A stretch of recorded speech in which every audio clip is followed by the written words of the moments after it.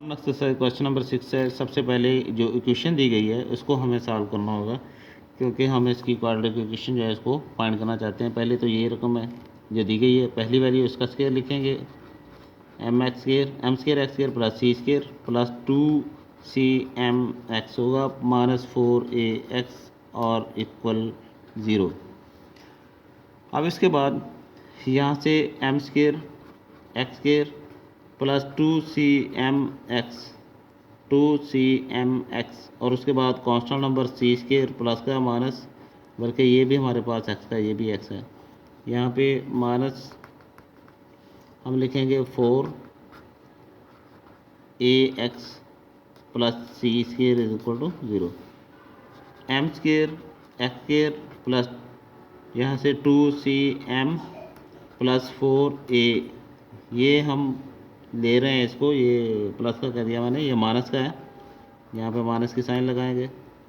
ये चीज़ हम यहाँ से x कॉमन ले चुके हैं, प्लस का सी स्क्वायर इज इक्वल टू 0, क्योंकि दोनों वैल्यू जो थी, एक तो हमने इनको इकट्ठे किया, अरेंज कर दिया कांस्टेंट साइड पे लिया, फिर दोनों में से x जो है वो कॉमन ले लिया, क्योंकि आपके पास x स्क्वायर है, फिर x की वैल्यू 1 है, यहाँ पे x नहीं है, 0 है, तो इसका मतलब हमारे पास क्वाड्रेटिक जो है वो पहुँच चुकी है या बन गई है।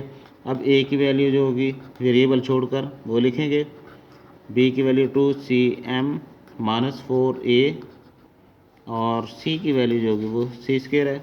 डिस्क्रिमिनेंट फार्मूला मैंने इधर भी लिख दिया, और इक्वल जब हो तो फिर minus 4ac is equal to 0 लिखेंगे। अब b की वैल्यू हमारे पास आती है 2cm माइनस 4a होल के ऊपर स्क्वायर है माइनस 4, ए की जगह पे एम स्क्वायर होगा, क्योंकि हमारे पास ए की वैल्यू एम स्क्वायर है। इस तरह सी की वैल्यू वो सी स्क्वायर आती है इज इक्वल टू 0।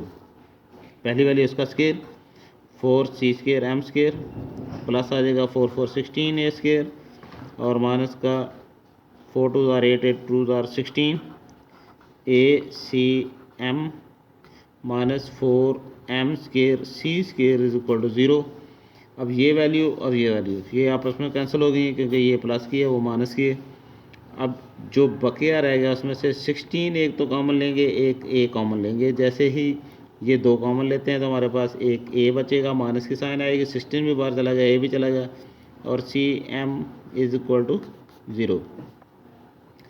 अब इसे अगर हम लेके आते हैं इस तरफ तो ये हमारे पास होगा a minus C M is equal to 0 by में 16a, जब इसको डिवाइड करते हैं तो 0 बच जाएगा, a माइनस सी एम।